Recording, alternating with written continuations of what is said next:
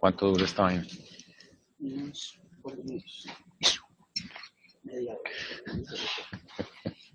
Buenos días y bienvenidos a un nuevo Inside LR. En esta ocasión nos encontramos con Gustavo Alberto Lenis Stephens, director de la Aeronáutica Civil. Bienvenido a este espacio de la República. Muchísimas gracias. Gustavo Alberto Lenis Stephens es administrador de empresas graduado del Lindenwood University en San Luis, Estados Unidos, con más de 25 años de experiencia en las áreas de planificación estratégica, mercadeo y comunicaciones.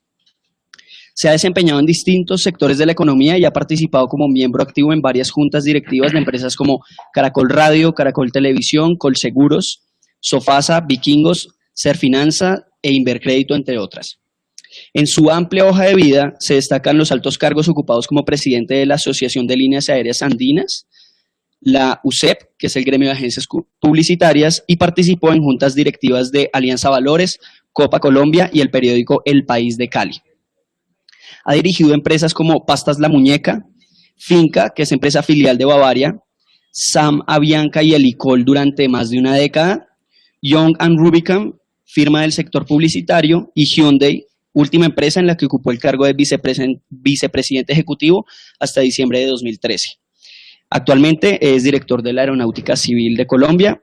Nuevamente bienvenido, y quisiera empezar con una pregunta que es muy coyuntural de lo que está pasando, de lo que pasó esta semana en el país, y fue el temblor del martes. Surgieron temores de algunas personas, y la duda que surge es: ¿el sector aeronáutico está preparado para un desastre natural como un terremoto? ¿Qué acciones están adelantando en ese frente? Pues hombre, decir que el sector aeronáutico está preparado para un desastre natural, pues es un poco agresivo. Yo diría que nosotros sí tenemos unos protocolos para afrontar situaciones como esta. De hecho, tal vez en Bucaramanga se presentaron unas caídas de los vidrios de la torre de control y lógicamente, o sea, nosotros no cerramos los aeropuertos, pero inmediatamente después hay una inspección de pistas para ver si hubo daños, para ver si la operación se ve afectada.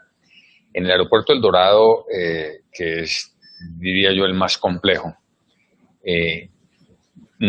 realmente no hubo cierre, pero lo que pasó en la terminal, o sea, el pánico de la terminal sí obligó a que las operaciones tuvieran unos pequeños retrasos, porque pues obviamente se desocupó la terminal, se evacuó la terminal y todas las personas, los pasajeros que ya estaban chequeados, pues terminaron afuera. Entonces esa situación se sortió de esa manera, pero yo me acuerdo, y no estaba en la aeronáutica, pero estaba en Avianca, me acuerdo del desastre de Armenia. O sea, lo que se implementó en Armenia era de acuerdo a lo que existía para el manejo de esas situaciones, que fue unos puentes aéreos, se habilitó la pista con lo que pudo, y el terminal, que quedó absolutamente inservible, se reemplazó por otro que pues ahora es nuevo, pero en ese momento fue un terminal hecho a la carrera, pues para ayudar a la comunidad.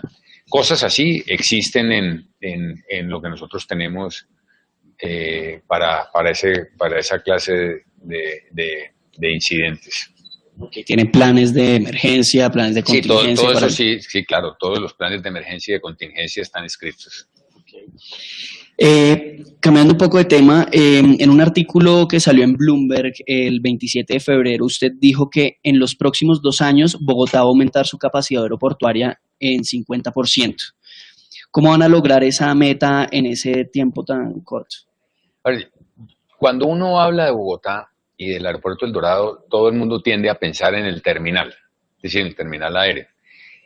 Yo creo que el terminal aéreo es pequeño, pero para eso ya están firmados unos acuerdos con los actuales concesionarios, que además son 2, porque hay un concesionario que se ocupa de la terminal y con el cual se firmó unas obras voluntarias para incrementar el área de pasajeros, digamos, en un 32% y también el área de plataformas en un 35%. Ahora, con el otro concesionario, que es el de las pistas, también se firmaron unas obras voluntarias para mejorar las salidas de la pista principal hacia las calles de rodaje, haciendo unas salidas rápidas, y también se van a corregir algunas cosas que se va a prolongar una paralela, que es la que la Aeronáutica Civil está haciendo, pero se va a prolongar hasta abajo, hasta donde se unen las dos pistas, para mejorar el tráfico terrestre de las aeronaves, porque finalmente nosotros pensamos que el problema está únicamente en la parte aérea, y el problema no está únicamente en la parte aérea. Nosotros, el aeropuerto lo tenemos que mejorar mucho, su infraestructura terrestre, de paralelas y de calles de rodaje y de salidas de las pistas principales, hay que mejorarlo mucho, porque yo diría que eso se ha hecho de a poquito en poquito, y no es suficiente. Y por último, nosotros hemos firmado un acuerdo con IATA, que es la Autoridad Mundial de Pasajeros. Ellos tienen también áreas de conocimiento técnico, y ellos a su vez han firmado con otra compañía que es experta en el manejo de tráfico aéreo para redistribuir del espacio aéreo de Bogotá. Nosotros, la distribución que tenemos en el espacio aéreo es muy a lo que teníamos hace 20 años, a lo que teníamos cuando teníamos una pista. Se han venido haciendo mejoras, pero otra vez, como lo que se ha hecho en la parte terrestre, de a poquitos. Ya tenemos que rediseñar el espacio aéreo y cambiar un poco cómo estamos manejando las operaciones, y irnos más a lo que hoy en el mundo se denomina como PBN, que es basado en la capacidad que tienen las aeronaves, la capacidad técnica. Y de ese rediseño de la navegación le vamos a preguntar en un momento, pero específicamente en esa meta de aumentar 50% las operaciones y el tráfico en el aeropuerto de Bogotá, en este momento, ¿cuántos pasajeros se mueven al año? ¿Cuántos se movieron en 2014 en Bogotá? Y a 2018, ¿cuántos van a estar moviendo? Pues nosotros venimos en un crecimiento muy importante, que ya vimos que el año pasado disminuyó. Es decir, nosotros veníamos en 2 dígitos los años anteriores, el año pasado ya el mercado nacional creció a un solo dígito. Entonces, hoy en día el aeropuerto El Dorado debía, creo que, manejar 16 millones de pasajeros según los estudios que se han hecho, y está alrededor de 23 y algo. Y nosotros creemos que el crecimiento de este año, el 15, el 16 y en adelante, va a empezar a bajar, va a seguir creciendo, pero va a empezar a bajar. Es decir, si nosotros crecimos el 7, el 6 y pico por ciento el año pasado, este año debemos estar por los lados del 6, por 5 y medio, por ahí. Y ya lo vimos, o sea, ya nosotros estamos viendo que los meses de enero y febrero, el mes de enero fue muy bueno, el mes de febrero ya se ve una menor dinámica, y yo creo que va a seguir así, porque es que Colombia el año pasado, Colombia total tuvo 31 millones de viajeros en el tráfico, sí. Bueno, vamos con una pregunta de Gabriel Forero, periodista de Economía. Doctor Lenis, se anunciaron por parte del gobierno recortes de 6 billones en el presupuesto. ¿Esto cómo le afectará a la infraestructura aeroportuaria? ¿Se aplazará algún proyecto? Pues sí, se anunció un recorte de 6 billones, pero pues no va a afectar lo que nosotros tenemos planeado. Nosotros este año tenemos un presupuesto de 1.1 billones, y es lo que vamos a ejecutar. Nos hemos reunido con el Ministerio de Hacienda y con planeación, y hemos llegado a unos acuerdos, pero que no va a afectar los planes de inversión que teníamos. Entonces, ¿y qué acuerdos alcanzaron con ellos? No, hay unos recortes más en el próximo año que en este, pero son recortes de dineros nación, ¿no? No de los recursos propios. Y nosotros con los recursos propios podemos acometer sin problema los programas que teníamos diseñados. Y de esos recortes que se van a dar el próximo año, que son dineros nación, ¿qué proyectos se van a tocar? Dentro de los proyectos de nosotros, ninguno. O sea, este año va a ser muy fuerte porque pues hay que tener en cuenta que nosotros estamos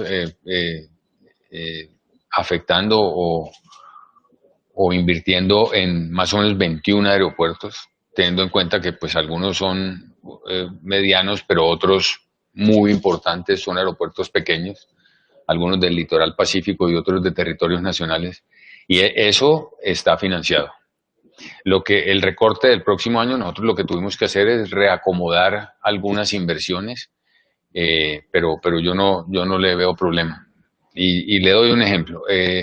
Teníamos, en materia de aeronavegación, teníamos unas inversiones que las vamos a hacer, de todas maneras, pero como al final puede resultar en compra de 1 o 2 radares, eso se demoran 18 meses en la fabricación.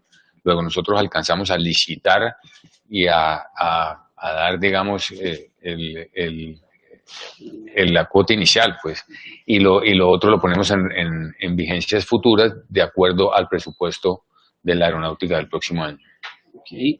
La próxima pregunta la hace María Alejandra Sánchez, editora de Nuevos Medios. De esos 1,1 billones de este año, ¿cuántos son para inversión y de cuánto fue el aumento con respecto al año pasado en este rubro? De esos 1.1 billones, el aumento es prácticamente plano, ¿no? Es muy parecido el presupuesto al del año pasado. De esos, 200 y algo mil son funcionamiento y el resto es inversión. Y además de estos 21 aeropuertos y lo que nos comentaba de esas inversiones, ¿en qué otras cosas está invirtiendo la Aerocivil este presupuesto de inversión en innovación? ¿En qué temas está preparando? Yo, como dije, hay una en innovación que es la redistribución del espacio aéreo. Estamos haciendo inversiones. Estamos haciendo inversiones en nuevas tecnologías. Nosotros este año vamos a poner al servicio 2 estaciones de lo que se llama MLAT, que es multilateración, y eso es para ayudar para ayudar a los controladores a ver los aviones por debajo de cierta altura en los terrenos que son difíciles o muy congestionados, como es el caso de Bogotá y Barranquilla y Medellín, que es un terreno muy montañoso. Entonces se necesita la multilateración para establecer dónde están las aeronaves por debajo de 4.000 pies y en Cúcuta. También estamos instalando 11 antenas ADS-B. Esas antenas ayudan, dan la misma señal radar. Lo que pasa es que eso está basado en el transponder del avión. O sea, que hay zonas del territorio nacional que nosotros no cubrimos con radar, son unas punticas, las cuales vamos a tener estas antenas. Y en algunos otros aeropuertos donde igual la altura necesitamos por debajo del nivel superior la lectura para ayudar a las aeronaves a aterrizar, pues. O sea que esas inversiones en tecnología, ¿cuáles son los aeropuertos que principalmente van a recibir esa tecnología nueva? No, zonas? Pues, hombre, básicamente todos, porque también hay unas inversiones en pantallas que están en 11 aeropuertos. Está todo lo que tiene que ver con El Dorado, el nuevo centro de control Barranquilla, el nuevo centro de control Pereira que ya está prácticamente listo y operando, la nueva torre de control de Pereira. No, y digamos, Cali también está metido ahí, en la dotación de pantallas sí están todos los aeropuertos, pues todos los aeropuertos de cierto tamaño, ¿no? Y principalmente los internacionales. Además, hay unas inversiones muy importantes en la certificación de aeropuertos. Nosotros tenemos que cumplir con unas disposiciones OASI y certificar los aeropuertos internacionales con unas especificaciones que ellos nos dan. Okay. La siguiente pregunta la hace María Alejandra Solano, es editora de Asuntos Legales. Usted ya ha hablado un poco de toda la remodelación en los aeropuertos, pero yo quiero que usted me cuente mejor cuál es la apuesta que tiene la Aerocivil frente a estas remodelaciones. ¿Cómo así? ¿A qué le apunta el gobierno con todas estas remodelaciones que está haciendo de los 20 aeropuertos? No, pero en la parte de infraestructura... De infraestructura, los 21 aeropuertos que ya mencioné. Pues mire, a ver, hay aeropuertos como por ejemplo Leticia, que es un aeropuerto que tiene una pista buena, aunque nosotros vamos a incrementarle unos metros, que es importante y que va a ser un polo turístico, pero que el terminal es un terminal de hace muchísimos años que ha tenido únicamente unos retoques. Ese es un terminal que se va a modernizar. También tenemos Yopal, que es un aeropuerto que ha tenido un crecimiento impresionante en materia de pasajeros, pero tiene un terminal muy antiguo. En general, yo puedo decirle que, y habiendo estado en la aviación desde hace muchos años, desde el año 90 y algo que estuve en Avianca y después estuve en la Junta de Copa, yo le puedo decir que en general la infraestructura, tanto, pues sobre todo la aeroportuaria, es una infraestructura que no se tocó por muchísimos años. Usted iba al aeropuerto de Cúcuta o al de Bucaramanga, o a los que ya nombré, y eran los mismos aeropuertos que conoció uno durante 20 años. El tráfico empezó a crecer de una forma muy importante y los aeropuertos no solamente se volvieron obsoletos, sino incómodos. Las cintas de recibo de maletas, todo se volvió obsoleto y además supremamente incómodos. Entonces yo creo, nosotros le estamos apostando a la modernización de la infraestructura para estar acordes con el tráfico que está manejando Colombia, que además el tráfico colombiano es el tercero en Latinoamérica, después de Brasil y México. Entonces, modernizando una infraestructura muy, muy antigua. Y en la parte aeronáutica, pues yo creo que es algo así también. Nosotros, aunque yo siempre he dicho, tenemos unas buenas coberturas radares, tenemos unas personas, unos controladores aéreos bien capacitados, unos bomberos bien capacitados, a nosotros nos falta modernizar la infraestructura y eso es lo que estamos haciendo.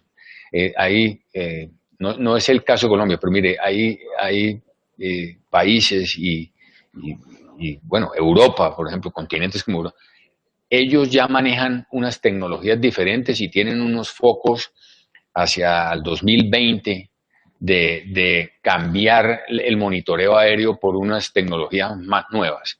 Nosotros tenemos que hacer una mezcla, porque nosotros no podemos olvidarnos del tema radar, que en Europa lo van a dejar estrictamente para lo militar. Aquí nosotros tenemos algo de militar y algo de civil, y entonces tenemos que hacer unas mezclas, pero yo sí creo que también hay que evolucionar e ir hacia las tecnologías más modernas, acordes con las aeronaves que estamos manejando. Es que una cosa era nosotros con las aeronaves antiguas que tenían unas ayudas básicas y las que tenemos hoy en día que son más modernas que la infraestructura del país.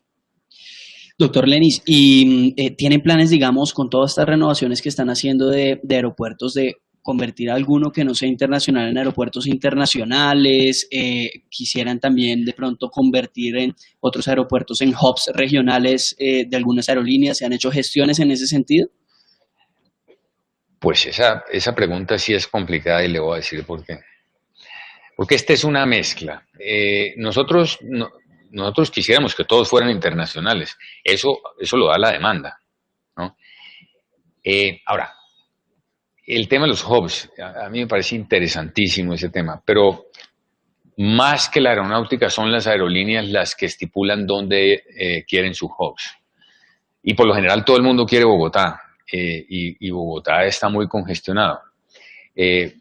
Lo que tendría muchísimo sentido para mí es desarrollar otros hubs. O sea, Barranquilla es un aeropuerto perfecto para ser un hub hacia el Caribe, pero tiene que aparecer la aerolínea que quiera ser el hub ahí. Cali es un aeropuerto que tiene las especificaciones para ser un perfecto hub hacia el sur, pero igual tiene que aparecer la aerolínea que quiera establecer su hub. ¿Y no han aparecido todavía aerolíneas que pero es hayan que hablado con además, ustedes en ese sentido? Además, mire, este es un tema, como le dije desde el principio, es bien complejo, porque además yo creo que al uno concesionar los aeropuertos, ya tiene un tercero, que es el que tiene que agarrar el maletín e ir a las diferentes aerolíneas a conseguir vuelos a su aeropuerto. Y segundo, también convencer a las aerolíneas dándole condiciones para que el hub sea ahí. Y un ejemplo sencillísimo. Uno de los hubs más importantes de American Airlines es Miami. Y usted no le quepa la menor duda que el Dade County, que es donde está el aeropuerto y el dueño del aeropuerto, le ha dado muchísimas ventajas a American Airlines para que su hub sea ahí, porque a Miami le conviene que el hub de American sea ahí. O sea, es un cambio de mentalidad, no somos nosotros esperando que vengan las aerolíneas a decirnos, mire, yo quiero volar a Colombia, quiero ir a Bogotá o a Cali. No, eso tiene que cambiar, eso tiene que ser los señores concesionarios que están interesados en que a su negocio les vaya bien, que vayan a visitar a las aerolíneas y que se interesen por tener hubs o por tener facilidades de mantenimiento, que también hay un potencial tremendo en Colombia, ¿no? Para crear grandes facilidades de mantenimiento y traer el tráfico regional o de entrenamiento.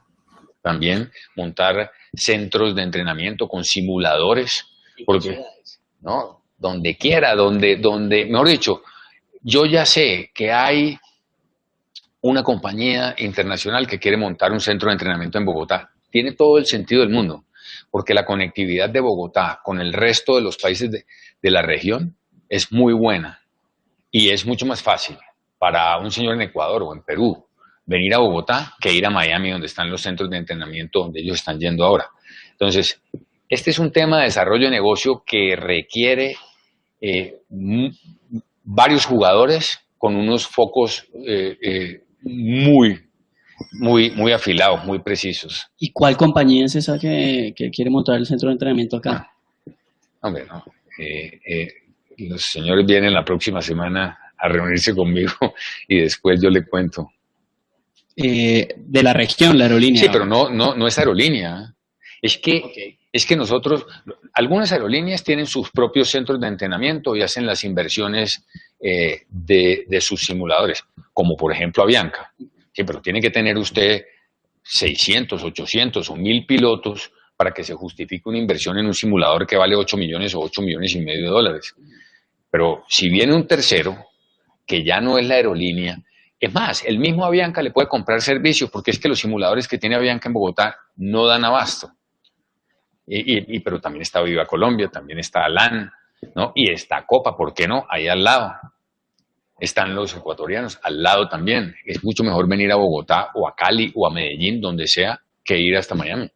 Doctor Lenis, usted decía que aeropuertos que podrían ser hubs, por ejemplo, Barranquilla o Cali, tienen potencial, y aeropuertos que no sean internacionales y que pudieran ser internacionales, ¿cuáles ve usted? Hay varios, ¿no? Yo creo que, por ejemplo, Montería tiene un potencial para ser el próximo aeropuerto internacional. Es un aeropuerto que hoy en día ya tiene una muy buena pista, tiene muy buenas facilidades aeroportuarias y que es fácil cumplir, porque además hay que cumplir, ¿no? Hay que cumplir en materia de seguridad aérea, pero también en materia de seguridad terrestre, porque a uno vienen y lo inspeccionan y le dicen, sí, usted sí puede sacar pasajeros internacionales. Entonces, yo creo que Montería es muy fácil. De resto nosotros tenemos casi todos, porque, Santa Marta hoy en día no es internacional, pero Yo diría que es más por un problema de la pista, que es corta. Ahí estamos viendo, ya estamos haciendo unos estudios, pero el resto, Barranquilla, Cartagena, Medellín, Cali, Bogotá, Bucaramanga, Cúcuta, Pereira, todos tienen vuelos internacionales, y Armenia también. O sea, la verdad es que sí se ha venido avanzando en los vuelos internacionales a ciudades diferentes a Bogotá. Okay. Vamos con una pregunta de Mónica Parada, es editora de finanzas. Yo quería hacerle una última pregunta sobre el tema de los aeropuertos que se están modernizando. ¿Cuáles son los primeros que se van a entregar? ¿Qué fecha tienen prevista para eso y cuánto se invirtió? A ver, los aeropuertos que se están modernizando son casi todos, ¿no? Barranquilla, que se acaba de concesionar, tiene un presupuesto de 350.000 millones en el tiempo. Y estamos en el proceso de entregárselo al concesionario. Cali está en obra, tiene un presupuesto de 190.000 millones y creo que el plazo son 22 meses. Bueno, Medellín tiene una modernización del terminal de carga, tiene la prolongación de los muelles y la repavimentación de la pista. No es una obra muy grande, pero igual se va a intervenir. Ahora, Bucaramanga tiene 117.000 millones que está en una parte del terminal, en unos traslados de unos tanques de combustible y en 17.000 metros más de plataforma, y tiene un traslado de la aviación general a otro sitio, más todas las zonas de seguridad, una extensión en la pista para la llave de giro de los aviones y algunos muros de contención, porque pues eso queda como en una meseta, ¿no? Cúcuta tiene las obras de certificación. Estamos construyendo una pista nueva en Aguachica de 1.200 metros. Y ese es un proyecto interesante porque será un aeropuerto que tiene al lado la Ruta del Sol y el nuevo puerto de Gamarra, o sea que es multimodal. Bueno, Santa Marta de todas maneras tiene unas inversiones para una corrección de una cabecera y de la plataforma y una calle de rodaje. Yopal tiene una inversión importante de 59.000 millones por un nuevo terminal, cuartel de bomberos, torre de control. ¿Y de todo eso qué es lo primero que se va a entregar? Pues mire, tienen dependiendo de la cantidad. Bueno, Leticia es la más grande, tiene 150.000 millones para un nuevo terminal, nueva torre, nuevo cuartel de bomberos y unas obras, porque el problema de Leticia es que hay que desplazar el terminal, entonces hay que hacer unas obras también civiles y la conexión a la carretera y todo. Todos tienen, dependiendo de la cantidad de obra, tienen fechas diferentes, pero yo diría que la mayor es de 22 meses, ¿no? Y ya las obras estamos empezándolas todas. ¿Y cuáles se van a entregar primero?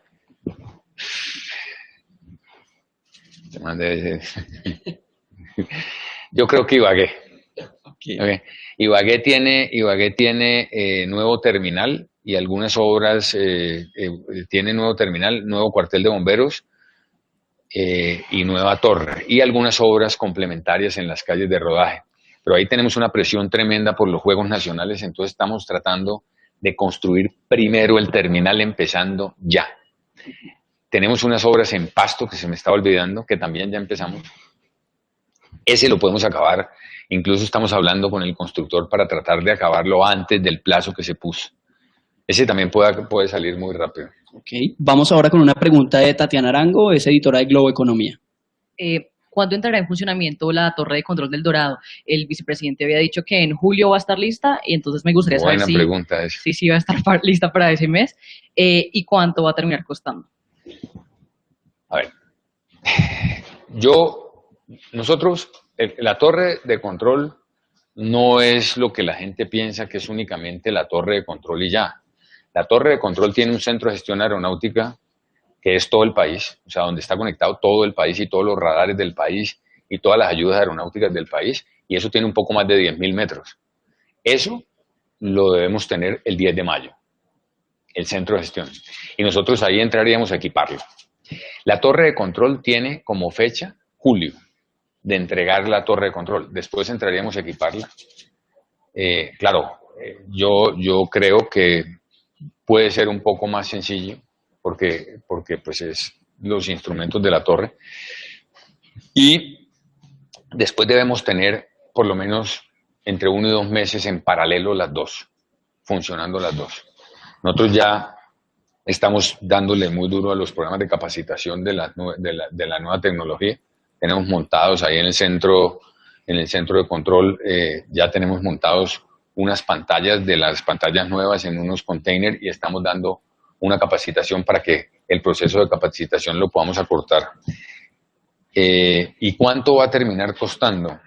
Hombre, yo creo que alrededor de 143.000, 145.000 millones. ¿Y cuándo van a demoler? No. Inmediatamente después. Yo creo que en octubre, noviembre, nosotros vamos a demoler la torre vieja y el edificio que, como ustedes saben, ocupa un espacio que está obstruyendo la finalización de 6 posiciones de contacto. Doctor Lenis, entonces, el vicepresidente dijo, para julio Bogotá va a tener torre de control, pero para julio va a tener la entrega de la obra. Sí. Después se va a demorar unos meses en el montaje de los equipos y en las pruebas otros 2 meses. O sea que funcionando nueva torre de control, Bogotá va a tener por ahí en octubre. Sí, yo creo que octubre. Sin ayuda de la otra ni nada, ¿no? Ok, Sí. perfecto. Y la siguiente pregunta tiene que ver también con el tema y la hace Jimena Ramírez, editora de Ediciones Especiales. Sí, director, ¿quién se va a quedar con las 6 posiciones adicionales de esta zona? ¿Finalmente va a ser Avianca, que es lo que se viene diciendo? A ver, eso no es tan fácil, porque nosotros hoy en día, dentro del programa de modernización, adquirimos un par de softwares de la aeronáutica. Uno, para controlar a las aerolíneas en tiempo real, cumplimiento de itinerarios y de los slots, para que el próximo año, cuando estemos asignando slots, pues además de la historia tengamos el factor de cumplimiento. El que no cumpla, uno le puede decirle, mire, usted no cumplió este slot o por debajo del 60% lo pierde. Y el otro es un software que actúa con donde nos da una lectura de la operación, pero no solamente en el momento, sino hacia adelante. Es decir, que nosotros sepamos cuando el avión sale de Cali a qué puerta tiene que llegar, porque ahí ha habido problemas. Es decir, hay veces que los aviones se demoran hasta 30 minutos para entrar al gate. Eso lo tenemos que arreglar. Entonces no es tan fácil decirle, mire, esas puertas van para Avianca o para LAN. Lo que sí tenemos que hacer es traer todo a Avianca para El Dorado, para poder utilizar el puente más eficientemente, que sería Satena, EasyFly, Viva, que tengan ellos un terminal donde la operación de ellos, que es una operación de bajo costo, y la rotación de los aviones se puede hacer mucho más rápida, porque las distancias son menores. La siguiente pregunta tiene que ver un poco con el tema y la hace Mario Chávez. Doctor Lenis, a propósito precisamente de esto, ¿para cuándo estima usted que Avianca traslade toda su operación para El Dorado? No, la verdad es que yo creo que, porque paralelo a las 6 posiciones que va a habilitar la demolición de la torre y del edificio viejo, También hay unas obras que van a aumentar, como dije al principio, en 32% los metros y también en más puntos, más puertas de contacto, tanto en la parte internacional como en la nacional. Yo no estoy muy seguro que esas 6 posiciones sean suficientes para trasladar el 100% de Avianca. Avianca hoy en día tiene más o menos el 50 y... Sí, no, menos del 57, como el 53 en El Dorado y el 47 en el puente. Entonces no estoy muy seguro que 6 puertas sean suficientes. Y lo otro, yo no sé si ustedes se han dado cuenta, esa parte del terminal nacional de verdad se volvió muy congestionada. O sea, lo que antes parecía muy amplio y uno llegaba y había sillas disponibles, ya es muy congestionado. Entonces, es también calcular cuántas personas más le podemos meter a esa parte del terminal, ¿no? O sea que no hay una fecha clara sobre cuándo Avianca se va a pasar, y incluso no es claro si todo Avianca se va a pasar a... Todo Avianca se tiene que pasar.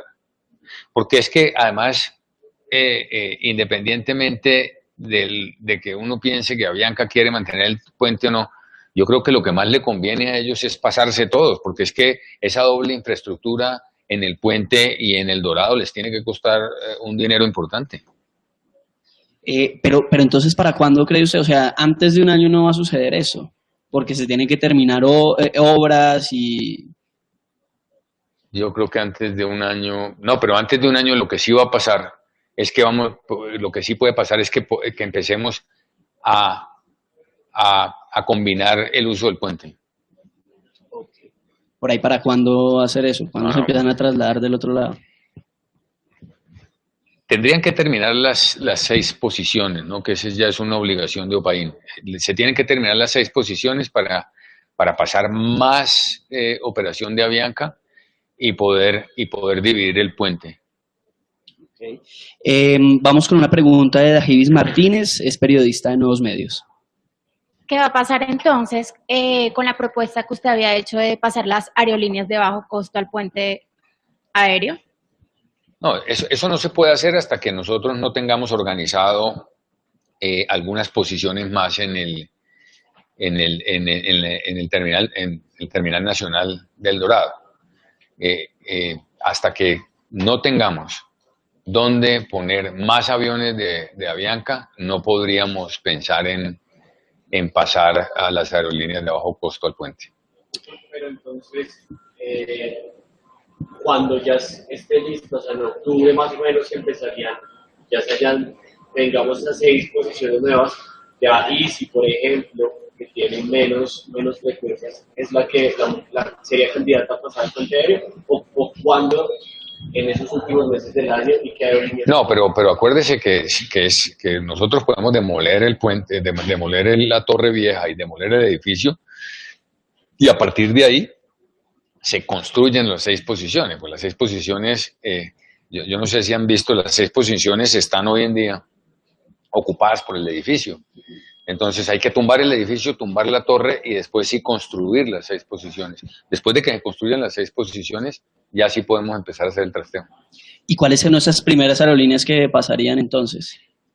Eso sí, no. O sea, las de operación más pequeña, como Easy, yo no sé por qué la gente tiene esa concepción de que serán aviones pequeños, pero la operación no es tan pequeña. No, pero no mueven tantos pasajeros como mueve una Avianca, como mueve un Copa, como mueve un LAN. Eso estoy de acuerdo, pero no es únicamente el volumen de pasajeros, es también el número de operaciones, porque ese número de operaciones también ocupa espacio.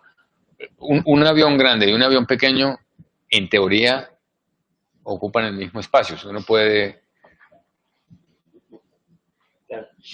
Bueno, la siguiente pregunta tiene que ver con el tema del reordenamiento del espacio aéreo y de temas de navegación, y la hace Juliana Ramírez, que es periodista de Asuntos Legales. Buenos días. Empresarios dicen que el orden del espacio aéreo es culpa de la congestión de las pistas. ¿Cuánto van a invertir en la nueva zona de reorganización y del espacio aéreo de las rutas El Dorado y cuándo estará listo esto? No, no. ¿Cuánto vamos a invertir? En los temas de reorganización del espacio aéreo. Bien, la inversión es un poco más de 3,5 millones de dólares y es por 24 meses. ¿De qué se trata eso? Se trata de traer unos expertos que nos ayuden a la reorganización o al rediseño del uso del espacio aéreo del Dorado y el rediseño operacional. Es decir, las aproximaciones y aterrizajes paralelos y cosas así. Y acortar los puntos de referencia para aproximar. No es tan difícil. Nosotros tenemos un punto que son los VORs. A partir de ahí, el avión se le da, dependiendo del nivel de altura, se le empieza a dar la aprobación para que aproxime y aterrice. Pero tenemos unos puntos fijos y entonces, claro, la entrada es una especie de embudo, ¿no? Donde así vayan para las dos pistas, tienen un punto de conflicto. Eso, con los procedimientos PBN o satelitales, como los quieran llamar, eso se elimina. Entonces, hay que hacer ese rediseño operacional y ya son los aviones los que de alguna manera tienen son los dueños del balón, mejor dicho, porque ellos tienen dentro de sus sistemas el patrón y lo ejecutan. Siempre será exactamente el mismo. No es igual eso a que el controlador le diga, mira, Avianca tal, vire tantos grados, pues el hombre se puede demorar 5 segundos más, 10 segundos más que el que lo hizo antes. Entonces, ahí el patrón no es exactamente igual, aquí será totalmente igual. Pues eso se demora, todo el proceso se demora 2 años. Nosotros estamos diciéndole a ellos que lo hagamos en 18 meses, es un tema que no se puede correr. Y segundo, también considera el reentrenamiento de todos nuestros controladores.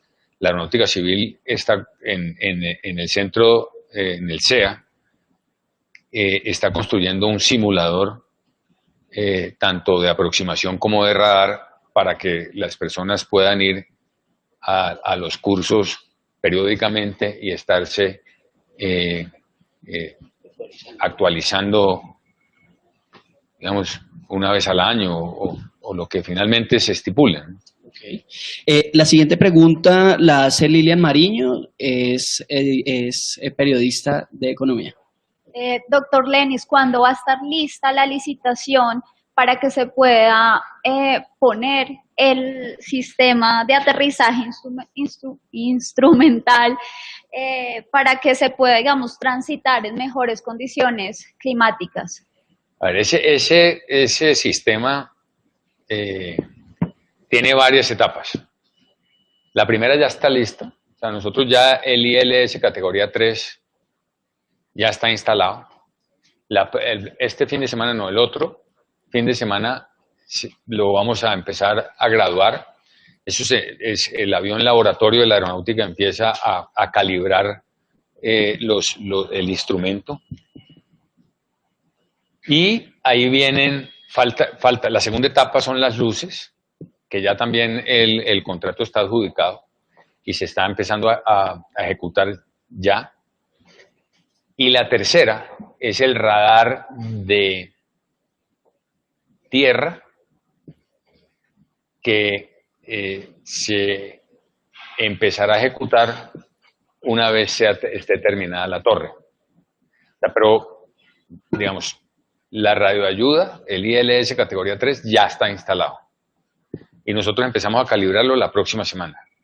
Y después empieza la ejecución del contrato de luces, que son unas luces diferentes, que debe estar terminado. Estamos tratando, porque tiene vigencias futuras, estamos tratando que lo terminemos este año, a finales del año. Y podríamos empezar a operar la pista. Y lo que sigue ya es el manejo de tierra, que se empezará a instalar. Ya tenemos los equipos comprados, se empezará a instalar una vez se termine la torre. para ir terminando, vamos con una pregunta de Mónica Parada. Usted mencionaba hace un rato que ustedes adquirieron un software que les permite controlar el cumplimiento de las operaciones. El tema de los retrasos se ha vuelto un tema grave, digamos, en algunas aerolíneas en particular, y uno como usuario no sabe muy bien qué es lo que está pasando. ¿Ustedes qué están haciendo para sancionar un poco eso que ya se ha vuelto muy, muy recurrente? A ver, lo primero es que las aerolíneas, finalizado el 2014 comparado con el 2013, mejoraron. O sea, las aerolíneas fueron más cumplidas en el 14 que en el 13. Es increíble, pero esas son las estadísticas. Y sí, nosotros tenemos la forma de imponer multas a las aerolíneas que no solamente que incumplan los horarios, sino también que incumplan las diferentes normas.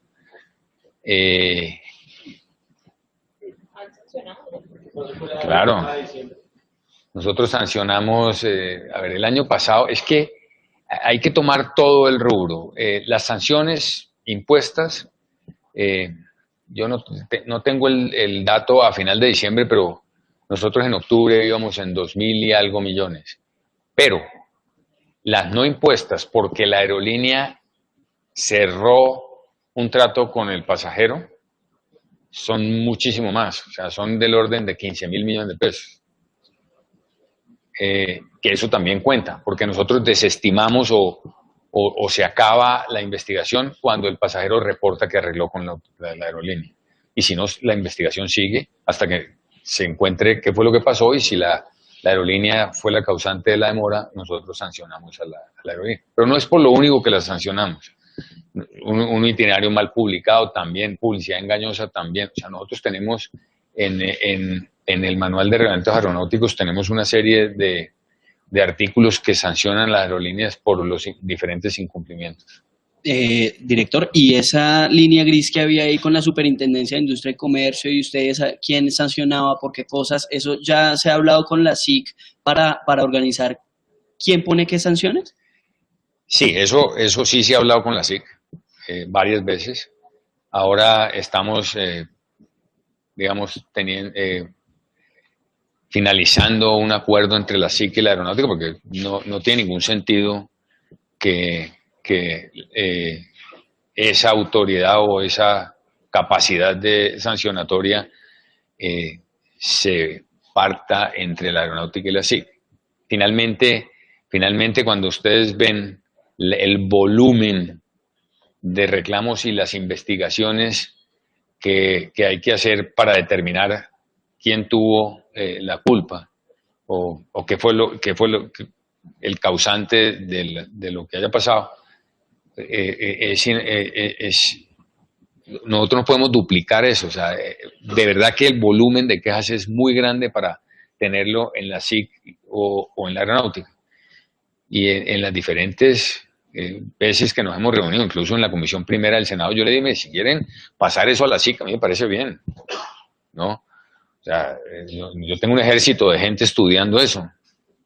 Pero finalmente, ¿cómo va a quedar? ¿Se va a quedar SIC la SIC con todavía no ha quedado, pero sí hemos llegado, ya tenemos unos principios de acuerdo, estamos esperando ya finiquitarlos. Nos hemos reunido el año pasado y este año nos hemos reunido 2 o 3 veces y hemos hablado con el súper, y la idea es que sea la aeronáutica, que tiene las herramientas para investigar, ¿no? Las tiene ahí adentro, sea la que siga con eso. Puliendo un poco porque hay algunos, mire, hay reclamos por los itinerarios, pero también todo lo que tiene que ver con el retracto, y eso tiene mucho más impacto en el pasajero que el incumplimiento del itinerario, y eso hay que cerrarlo todo junto. Perfecto. Va a incluir cuestiones que ahorita tienen derecho al retracto, que están en el Estatuto del Consumidor de la SIC.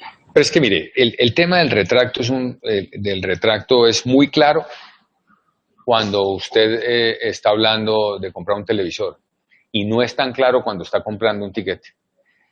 ¿Y por qué no es tan claro? Porque las condiciones de la industria aérea, lo llevan a usted a a tener unas consideraciones muy diferentes. Es decir, si usted compra un pasaje super promo y por ese pasaje pagó, hay pasajes de 49.999, ¿no? Por cada trayecto, y usted lo pagó y lo puso a 6 meses, y después 3 días antes va a decir, no, yo ya no viajo, de ninguna manera le pueden devolver todo el dinero. Y es muy fácil, porque es que las aerolíneas tienen unos modelos predictivos, y ellos, con base a cómo se llena el avión, cómo es la curva de ocupación del avión, están fijando las tarifas.